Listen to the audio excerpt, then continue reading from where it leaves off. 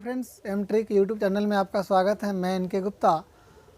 दोस्तों, आज का वीडियोज में हम लोग पढ़ेंगे आधुनिक भारत के बारे में। तो आइए आधुनिक भारत का प्रारंभ कब से हुआ उसके विषय में जानते हैं। तो आधुनिक भारत का प्रारंभ उत्तरकालीन मुगल सम्राट से हुआ और आधुनिक भारत का शुरुआत जो है 1707 से हुआ, वो भी उत्तरकालीन मुगल सम्राट से। और उत्तरकालीन मुगल सम्राट का अंत जो है 1857 ईस्वी में हो गया। तो आइए, तो उत्तरकालीन मुगल सम्राट में उत्तराधिकार युद्ध में गुरु गोविंद सिंह ने बहादुर शाह को साथ दिया था। बहादुर शाह का पूर्व नाम मुअज्जम था और उपनाम शाह ए खबर था। इससे ऑब्जेक्टिव पॉइंट बनते हैं। तो यह हुआ उत्तराधिकार युद्ध में। अगला पॉइंट को हम लोग देखते हैं, जहादार शाह। जहादार शाह को लम्फट मूर्ख के नाम से भी जाना जाता था। इन्होंने अपने शासनकाल में लाल कुमारी वेश्या को हस्तक्षेप करने का आदेश दे दिया था। यानी कि जहादार शाह के शासनकाल में वेश्यावृत्ति का प्रचलन था। इससे यह बोध हो रहा है, तो इनको लम्फट मूर्ख भी कहा जा रहा है। लाल कुमारी हस्तक्षेप का आदेश दिया था। अगला पॉइंट चलेंगे, मुगल कालीन इतिहास में सैयद बधू हुसैन अली खां एवं अब्दुल्ला खां को शासन निर्माता कहा जाता है। अब यहाँ क्या है कि उत्तरकालीन मुगल सम्राट में ये दो गो हुसैन अली खां और अब्दुल्ला खां, ये दोनों को शासन निर्माण कर्ता कहा जाता है। अर्थात इन्होंने ही शासन निर्माण का बढ़ावा दिया। इसमें हुसैन को यानी कि सैयद बधू हुसैन अली खां को तुरानी सैनिक हैदर बेग ने 9 अक्टूबर 1720 को हत्या कर दी। अगला पॉइंट चलते हैं। तो अगला पॉइंट है मोहम्मद शाह के बारे में। अब देखते हैं कि मुगल कालीन इतिहास के बाद जो है मुहम्मद शाह आते हैं। इन्हें मोहम्मद शाह को रंगीला बादशाह भी कहा जाता है। अब इनको रंगीला बादशाह इसलिए कहा जाता है कि इन्होंने संगीत प्रेमी थे और संगीतकार के रूप में ही इन्होंने अनेक ख्यालों की रचना की। मोहम्मद शाह, इसी कारण इन्हें रंगीला बादशाह भी कहा जाता है।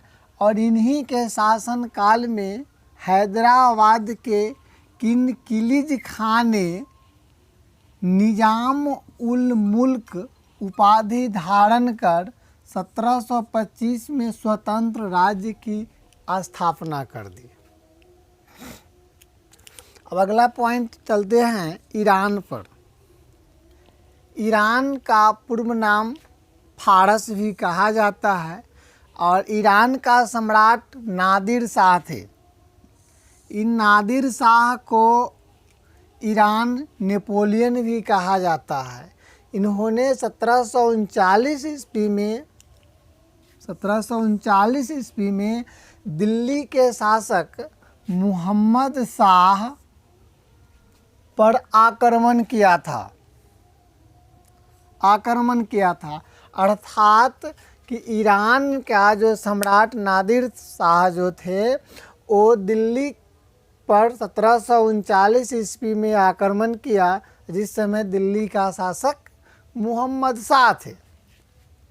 और इन्होंने आक्रमण करने के पश्चात 70 करोड़ रुपए का धन एवं तख्ते ताउस, जिसका नाम मयूर सिंहासन भी है, यह राजाओं के बैठने के लिए शाहजहां ने बनवाया था।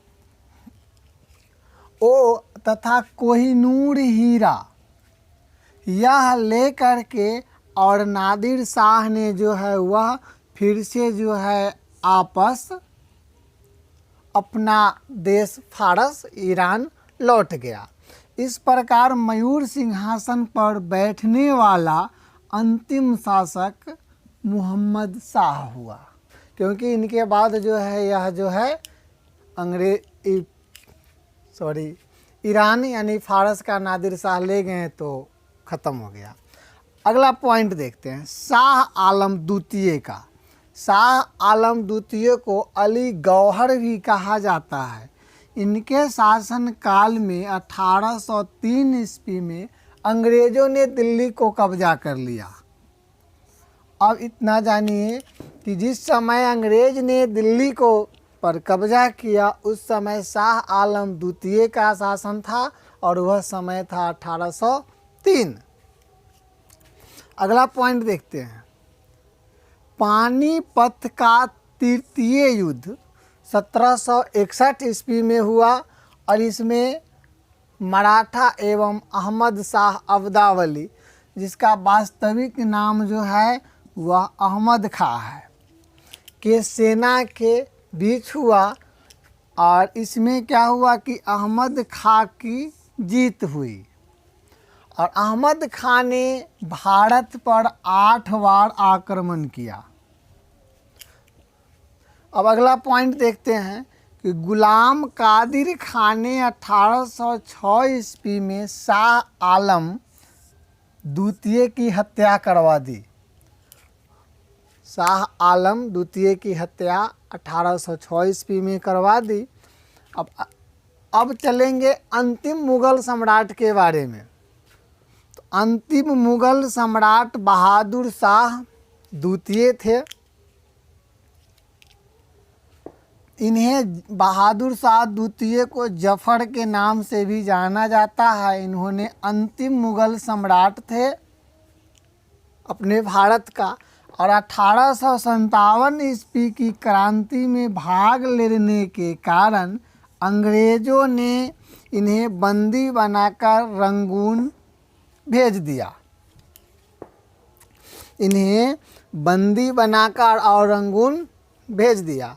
भेज देने के बाद तब से जो है क्या हुआ, जो कि मुग़ल काल ख़त्म हो गया और इसके बाद जो है अगले शासकों का जो है शासन आने लगा।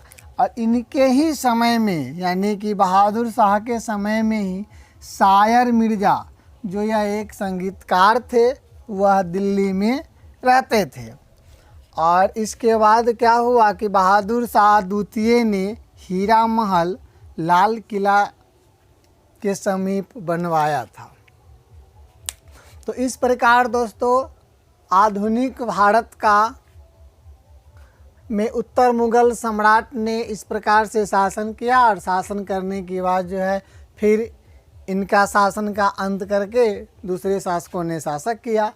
तो आज का वीडियोज में हम मुग़ल सम्राट के बारे में मेन पॉइंट को अंडरलाइन भी किया है और यह बात जो है आप लोग करेंगे कि आप लोग भी इसी प्रकार हेडलाइन अंडरलाइन करके नोटबुक पे लिख करके और आप लोग भी इसे समझने और देखने का कोशिश करेंगे।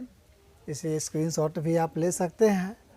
अब दोस्तों अगर यह वीडियोज आपको अच्छा लगे तो लाइक सब्सक्राइब एंड शेयर करना न भूलें।